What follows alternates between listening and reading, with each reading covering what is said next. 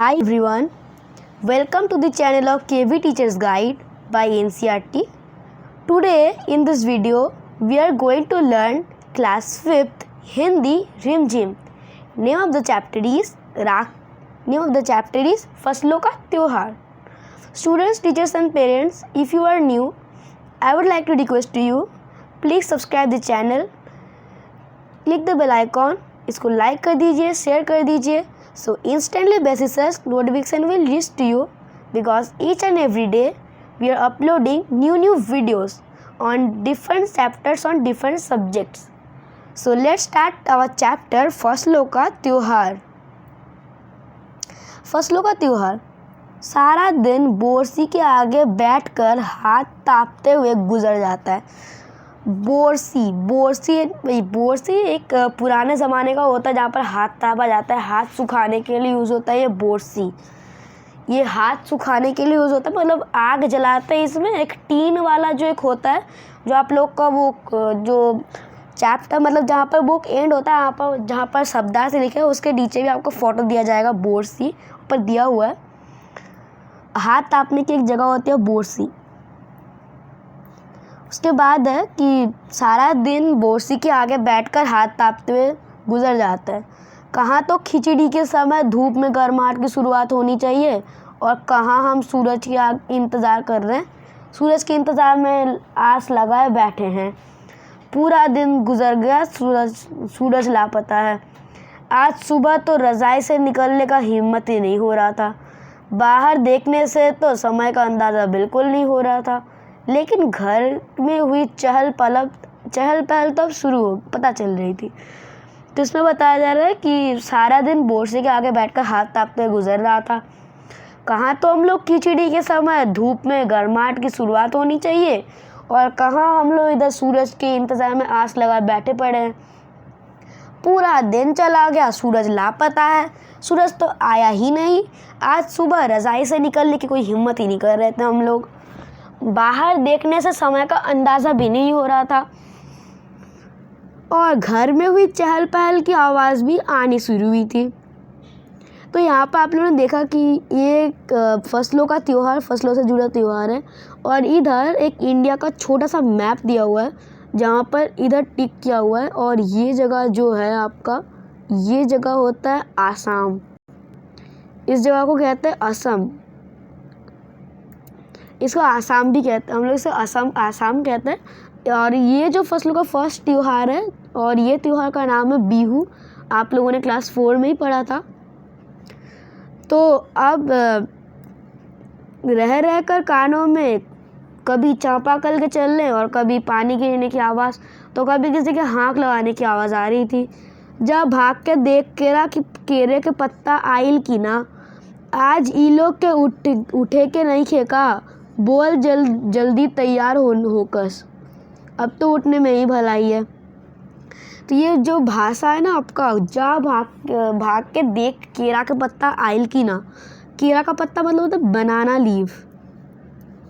बनाना, इसका मतलब बनाना लीव है.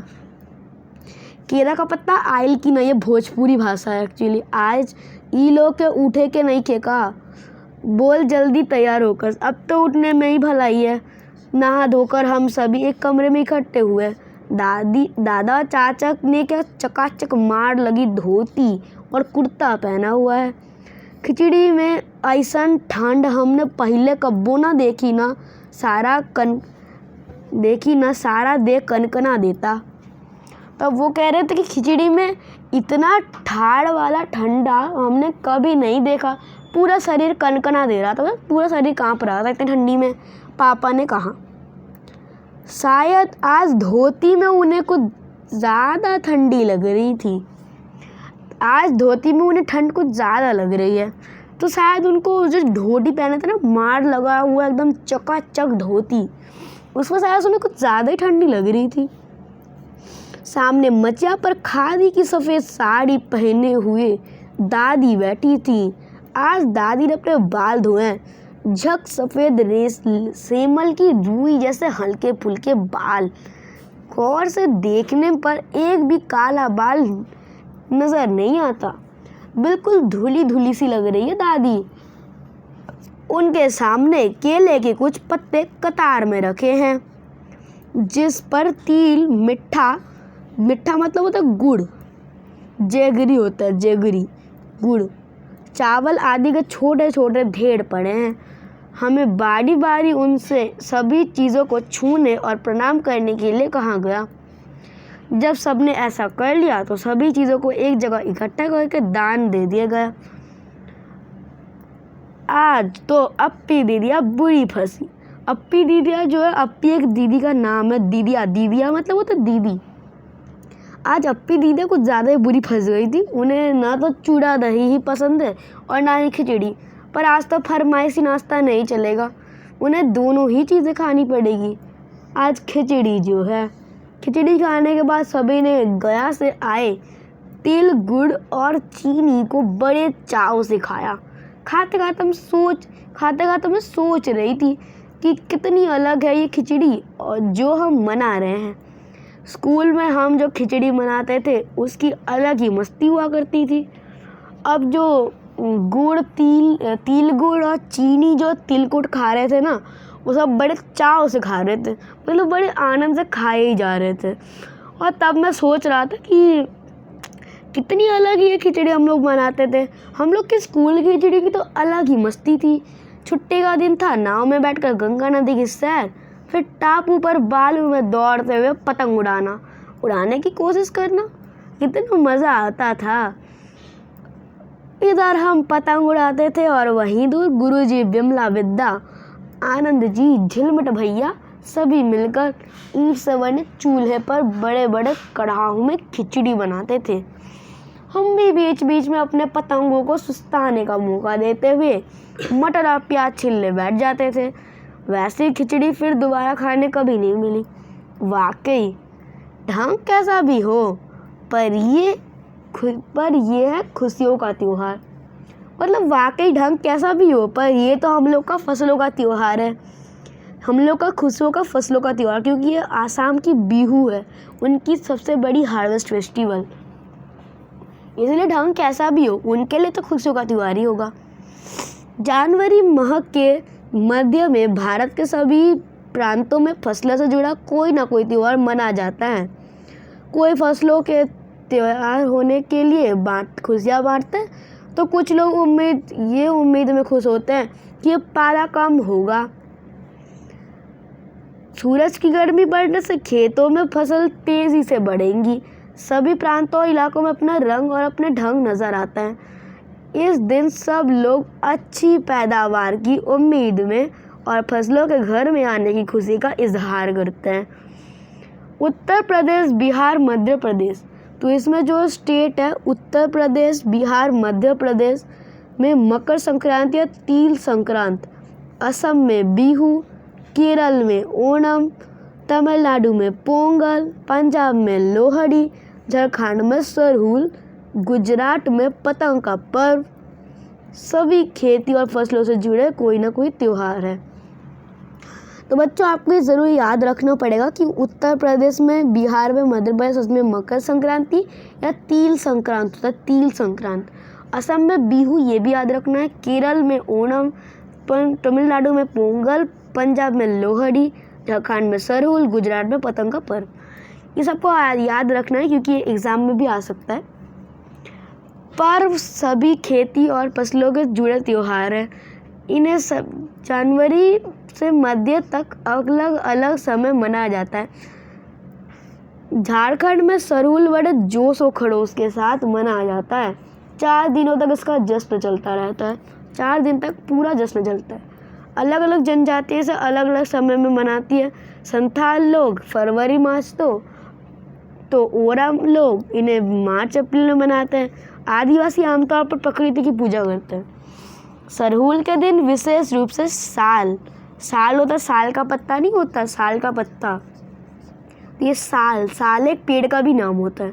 साल होता है एक वर्ष और एक होता है पेड़ का भी नाम, तो ये साल और पेड़, साल एक पेड़ का भी नाम होता है, एक वर्ष का भी नाम होता है। साल के पेड़ की पूजा की जाती है यही समय जब साल के पेड़ों के फूल आने लगते हैं और मौसम ही खुशनुमा हो जाता है। स्त्री पुरुष दोनों ही ढोल मंजीरें लेकर रात भर नाचते गाते हैं। चारों ओर फैली हुई छोटी छोटी घाटियां, लंबे लंबे साल के वृक्षों का जंगल और वहीं आसपास बसे छोटे छोटे गांव, लिपे पुते करीने से बुहारे और सजाए गए अपने घरों के सामने लोग एक पंक्ति में कमर में बाहें डालकर नृत्य करते हैं। अगले दिन वे नृत्य करते हुए घर घर जाते हैं और फूल के पौधे लगाते हैं। घर घर से चंदा मांगने की भी प्रथा है, पर चंदे में मालूम है क्या मांगते हैं? मुर्गा, चावल, मिश्री। फिर चलता है खाने पीने और खेलों का दौर। तीसरे दिन जाकर पूजा होती है, जिसके बाद लोग अपने कानों में सरई का फूल पहनते हैं। इसी दिन वसंत ऋतु की शुरुआत मनाई जाती है। धान की भी पूजा होती है। पूजा किया हुआ आशीर्वाद धान अगली फसल में बोया जाता है। तमिलनाडु में मकर संक्रांति या फसलों का जुड़ा त्योहार पोंगल के रूप में मनाया जाता है। तो आप लोगों ने ये नोटिस तो ज़रूर किया होगा कि यहाँ पर जो मैप दिया हुआ है वहाँ पर जो स्टेट है, स्टेट का जो कलर किया हुआ है, जैसे कि यहाँ पर साइड में ये दिया हुआ है तमिलनाडु, साइड में ये आ गया तमिलनाडु, तमिलनाडु साइड में आ गया ये तमिलनाडु। इस साइड में आपका जो है वो है केरला या फिर केरल, कुछ भी कह सकते हैं आप, हिंदी में केरल और इंग्लिश में केरला। इधर आपका आ गया यहाँ पर जो है एक यहाँ पर आ गया असम, यहाँ पर एक असम आ गया, असम आ गया। इधर एक बिहू भी होगा। ऐसे काफ़ी सारे आपको एक मैप पॉइंटिंग भी देखने को मिलेगी इधर। तो बाकी जो है तमिलनाडु में मकर संक्रांति या फसलों से जुड़ा त्योहार पोंगल के रूप में मनाया जाता है। इसमें पोंगल कहते हैं। इस दिन खरीफ की फसलें चावल, अरहर आदि कटकर घरों में पहुंचती है। खरीफ होता है कि एक फसलों का नाम, एक फसल का नाम है खरीफ। इसके भी दूसरा भी होता है। खरीफ तो हो गया, एक रवि क्रॉप भी होता है, रवि भी एक होता है। ये खरीफ एक हो गया, रवि भी होता है। ये सब क्रॉप्स के नाम होते हैं, फसलों का नाम, जैसे कि खरीफ, रवि, जैड, ऐसे काफ़ी सारे फसलों का नाम होता है। लोग नए धान कूटकर चावल निकालते हैं।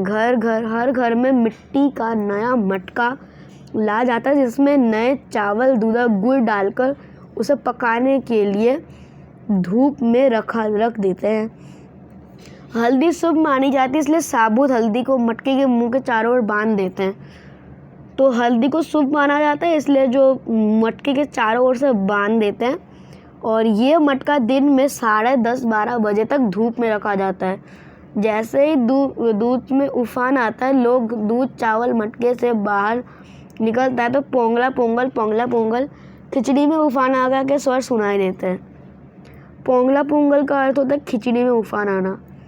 दूसरी ही ओर गुजरात में पतंग के बिना तो मकर संक्रांति का जश्न अधूरा ही मनाया जाएगा।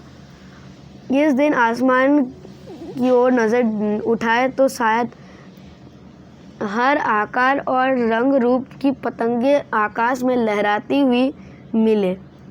तो इसमें कि मकर संक्रांति का जश्न तो अधूरी माना जाएगा कि अगर इसमें पतंगों का पर्व ना हो। पतंगों का पर्व हम लोग विश्वकर्मा पूजा में मनाया जाता है और गुजरात में से पतंग का पर्व कहते हैं। इसमें आसमान में एकदम बड़े बड़े से पतंग लगा जाते हैं और मानो तो ऐसा लगता है कि पूरा पतंग से आसमान ही ढक जाए। इस दिन आसमान की ओर नज़र उठाए तो शायद हर आकार और रूप रंग के पतंगे आकाश में लहराती हुई मिले। प्रत्येक गुजराती, चाहे कि वो किसी भी धर्म, जाति या आयु का हो, पतंग उड़ाता है। हजारों लाखों पतंगों से सूर्य भी ढक जाता है और इतने सारे पतंग होते हैं कि सूर्य भी ढक जाता है। कुमाऊं में मकर संक्रांति को घुघुतिया भी कहते हैं। इस दिन आटे और गुड़ को गूंदकर पकवान बनाया जाता है। इस पकवानों को आकार दिया जाता है, जैसे कि डमरू, तलवार, डारिम, फूल आदि पकवान को तलने के एक बार माला में पिरोया जाता है। तो ये सब जो पकवान होता है इनको एक माला में पिरोया जाता है, मतलब माला में गूंधा जाता है। माला के बीच में संतरा और गन्ने की गंडेरी भी पिरोई जाती है। ये काम बच्चे बहुत रुचि और उत्साह के साथ करते हैं। ये काम बच्चे बड़े उत्साह के साथ करते हैं। सुबह बच्चों को माला दी जाती है। बहुत ठंडी के कारण पक्षी पहाड़ों से चले जाते हैं। उन्हें बुलाने के लिए बच्चे इस माला का पकवान तोड़ कर पक्षी को खिलाते और गाते हैं। कौआ आओ घुघुत आओ, ले कौआ बढ़ाओ, मकदे जा सोने का घड़ाओ, खा ले पूरी, मकदे जा सोने की छुरी। इसके साथ जिस चीज़ का कामना हो वो मांगते हैं। तो ये गाना गाते हैं कि कौआ आओ घुघुत आओ, कौआ आओ घुघुत आओ, ले कौआ बढ़ाओ, मकदे जा सोने का घड़ाओ, खा ले पूरी, मकदे जा सोने की छुरी। ये गाना गाता है और जो अपना जो विश है, कामना, विश को मांगते हैं। और कितने अलग अलग अंदाज में मकर संक्रांति को मनाने के है ना, कितने अलग अलग अंदाज में मकर संक्रांति को मनाने के। कहीं दूध चावल और गुड़ की खीर बनती है, तो कहीं कोई 5 प्रकार के नए अनाज की खिचड़ी बनाया जाता है। कई लोगों का सैलाब नदी में स्नान के लिए उमड़ पड़ता है। लोग ठंडी से ठिठुरते रहेंगे पर बर्फीले पानी में कम से कम एक डुबकी तो ज़रूर लगाएंगे। हाल ऐसा होता है कि इन जगहों पर तिल रखने की भी जगह नहीं होती। तिल से याद आया, मकर संक्रांति के दिन तिल डालकर स्नान करना, तिल दान करना, आग में तिल डालना, तिल के पकवान बनाना विशेष महत्व रखता है। तो इसमें जो तिल का जो उपयोग है वो आपको याद रखना है। जैसे कि आग में तिल डालना हो गया, तिल में पकवान बनाना हो गया, तिल दान करना हो गया और तिल डालकर नहाना। ये कुछ आपको जो है याद रखना है। तुम्हारे घर या इलाके में इस त्यौहार को कैसे मनाया जाता है? इसे खिचड़ी, पोंगल, मकर संक्रांति या कुछ और कहा जाता है? या तुम फसलों से जुड़े कोई और त्यौहार मनाते हो? यदि तुम आपस में बात करो तो ये जानकर हैरानी होगी कि कई बार यही एक ही इलाके में रहने वाले लोग भी इसे त्यौहार के अलग अलग ढंग से मनाते हैं। अब आती है क्वेश्चन आंसर्स। मौसम का अंदाज, मतलब मौसम का अंदाज़ा लगाना। खिचड़ी में ऐसन जाड़ा हम पहले कब्बो ना देखनी। ये यहाँ तुमने खिचड़ी का मतलब कैसे निकाल रही हो? यहाँ खिचड़ी का मतलब है मकर संक्रांति का त्यौहार, क्योंकि खिचड़ी जो है खिचड़ी खाने की भी होती है, पर इसमें मकर संक्रांति यानी कि फसलों से जुड़े त्यौहार का नाम है। सो यहाँ पर हो गया खिचड़ी, मकर से संक्रांति के जुड़े हुए कोई त्यौहार। क्या कभी ऐसा हो सकता है सूरज बिल्कुल ही नहीं निकले? अगर ऐसा हो तो जीव जंतु एकदम बच ही नहीं पाएंगे। सूरज अपनी शक्ति का प्रमुख स्रोत है। इसके न निकलने से मानव जीवन, पेड़ पौधे सभी का अंत तो पक्का है। अपने साथी से बातचीत करके लिखो। बाहर देखने के समय का अंदाज़ा क्यों नहीं हो पा रहा था? जिनके पास घड़ी नहीं होती वो समय का अनुमान कैसे लगाते हैं? जिनके पास घड़ी नहीं होती वे कैसे समय का अंदाज़ा लगाते होंगे? सूरज की गति से, चमक और परछाई से लगाते हैं। तुम्हारी जुबान। आज ई लोग के उठे नहीं खे का, जा भाग के देख केरा के पत्ता आइल की ना। इन वाक्यों को घर की भाषा में लिखो। आज ई लोग उठे के नहीं खे का, इसका आप लिख सकते हो कि आज ये लोग उठेंगे नहीं क्या? जा भाग के देख केरा का पत्ता आइल की ना। जा भाग कर जाओ और देखो कि केले का पत्ता आया कि नहीं। विविधता हमारे देश की पहचान है। फसलों का त्यौहार हमारे देश के विविध रंगों का एक उदाहरण है। नीचे विविधता के कुछ और उदाहरण दिए गए। 5 बच्चों का इस समूह एक उदाहरण ले और अपनी जानकारी इकट्ठी करें। जानकारी चित्र, फोटोग्राफ, कहानी, कविता, सूचनापरक सामग्री हो सकती है। इन रूपों में भी हो सकती है।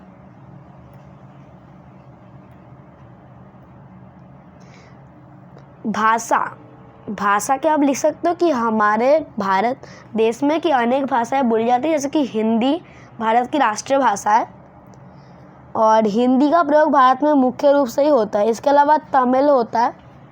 इसके अलावा और भी भाषाएं बोली जाती हैं, जैसे कि तमिल, मराठी, भोजपुरी, गुजराती।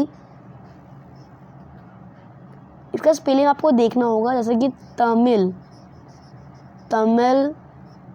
मराठी, भोजपुरी आपको बिहार में मनाया जाता है, पंजाबी,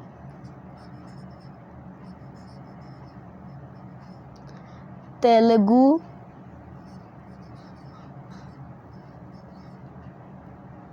ऐसे काफ़ी सारे भाषा होते हैं। तेलुगु जैसे कि आंध्र प्रदेश में, तमिल में, तमिलनाडु में तमिल, और मलयालम भी होता है, मलयालम केरल में, मराठी महाराष्ट्र में, पंजाबी पंजाब में, गुजराती गुजरात में। ऐसे बहुत सारी भाषाएं बोली जाती हैं। अब ये तो हुआ हम लोग का भाषा का। अब आता है कपड़े हम लोग का बहुत सारे कपड़े अलग अलग प्रांतों में अलग अलग पहनावा होता है। जैसे कि उत्तर भारत में सलवार कमीज, कुर्ता पायजामा, घाघरा, चोली आदि पहने जाते हैं। दक्षिण भारत में लुंगी पहनी जाती है। नया वर्ष, अब नया वर्ष में भारत में नया वर्ष में अलग अलग नामों एवं बहुत सारे रूपों में मनाया भी जाता है। हिंदी कैलेंडर के अनुसार नया वर्ष होली के दिन होता है। अब है भोजन। भारत में भोजन बहुत सारे होते हैं। यहाँ एक और दक्षिण भारत में डोसा, इडली, सांभर शौक से खाया जाता है और दूसरी ओर की उत्तर भारत में चावल, दाल, सब्जी, पूरी, छोले ये सब खाए जाते हैं। और पश्चिमी बंगाल में चावल, मछली, मुंबई में भेलपूरी ये सब खाया जाता है। और आप लोग लिख सकते हो महाराष्ट्र में पाव भाजी भी खाया जाता है। अब है लोक कला। यहाँ के लोक कलाओं में बहुत सारी विविधता पाई जाती है। जैसे हर क्षेत्र की अपनी अपनी लोक कला होते हैं। जैसे कि राजस्थान की कठपुतली नृत्य कला होता है, जहाँ पर कठपुतली जो होता है राजस्थान की सबसे ज़्यादा फेमस होती है और ये इंडिया का सबसे फेमस कला भी होता है। कठपुतली डांस तो कहा जाता है, कठपुतली नृत्य कला या कठपुतली डांस। अब है लोक संगीत। हर प्रदेश में अपने अपने लोक संगीत होते ही है, जैसे राजस्थानी, पंजाबी, भोजपुरी, मराठी इत्यादि ऐसे काफ़ी सारे होते हैं आदि सब। सभी प्रांतों के लोकगीत उत्सवों पर सुनाए हुए सुनने मिलते हैं। ये हमारी संस्कृति की एक पहचान भी है। अब है तुम्हारी कौन सा त्योहार सबसे अच्छा लगता है, क्यों लगता है, इस दिन तुम्हारी दिनचर्या कैसे होती है। आप ले सकते हैं मेरा होली सबसे ज़्यादा फेवरेट त्यौहार है, सबसे ज़्यादा मन पसंदीदा त्यौहार है, क्योंकि इस दिन सभी लोग अपने अपने मन के बहुत सारे मन चाहे रंग से सब लोग को रंग डाल देते हैं। इस दिन हर धर्म के लोग, हर जाति के लोग इस त्यौहार को मनाते हैं। हम लोग की यहाँ पर मिठाई भी खाई जाती है और ये त्यौहार सबसे ज़्यादा अच्छा भी त्यौहार है। सब लोग बच्चे इस दिन सुबह सुबह जल्दी उठकर पिचकारियों को लेकर अलग अलग रंग भर कर फेंकते हैं। दोस्तों के साथ मिलकर मिठाइयाँ भी खाते हैं, खूब मज़े भी करते हैं। अन्न के बारे में होता है, अन्न मतलब होता है खाना, भोजन। फसल के त्यौहार पर तिल का बहुत महत्व होता है। तिल का किन किन रूपों में इस्तेमाल होता है पता करो। जैसे कि तिल का खाने में बहुत महत्व होता है, जैसे कि तिल के लड्डू हो गए, तिलकुट हो गया, रेवड़ी हो गया, गज्जक हो गया। और तिल से ऐसे कि उधर कहा भी गया था कि तिल से नहाना भी पड़ता है, फिर तिल दान भी किया जाता है। अच्छा, क्या तुम जानती हो कि तिल से तेल बनता है और किन किन चीज़ों से तेल बनता है, कैसे बनता है? हो सके तो दुकान में जाकर पूछो। तेल और किस चीज़ से बनता है? तेल तो नारियल का बनता है, सूरजमुखी का बनता है, सोयाबीन का बनता है, मूंगफली का बनता है। ये सब चीज़ को पेर कर तेल निकाला जाता है। अब है किसान और चीज़ों का सफ़र। किसान और खेती बहुत से लोगों की जानी पहचानी दुनिया का हिस्सा नहीं है। विशेष रूप से शहर के ज़्यादा लोगों का ये एहसास नहीं है कि हमारी ज़िंदगी किस हद तक इनसे जुड़ी हुई है। देश के कई हिस्सों में आज किसानों का जिंदा रहने का बहुत मेहनत और संघर्ष में करना पड़ता है।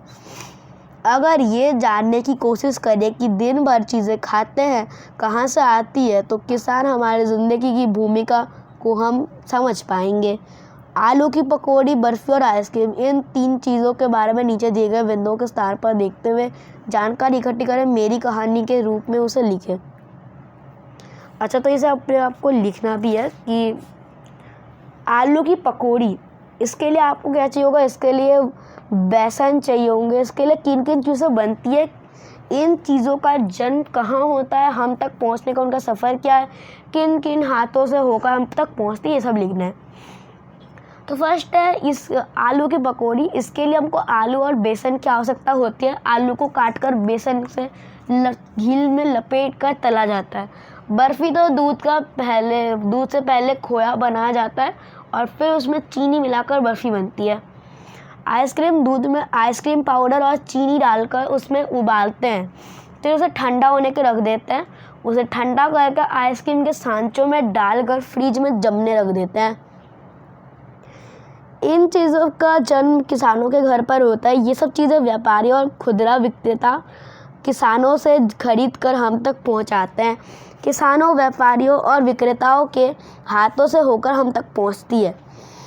इस पूरे सफ़र में किसानों व मज़दूरों की मेहनत लगती है। किसान को सबसे कम, वो व्यापारियों को अधिक मुनाफा प्राप्त होता है। खास पकवान। अब गया शहर तिलकुट के लिए प्रसिद्ध है। गया एक होता है कि एक शहर है, इसमें तिलकुट के लिए बहुत ज़्यादा मशहूर है। तिलकुट होता है ना, जो तिल से बनता है, तिलकुट।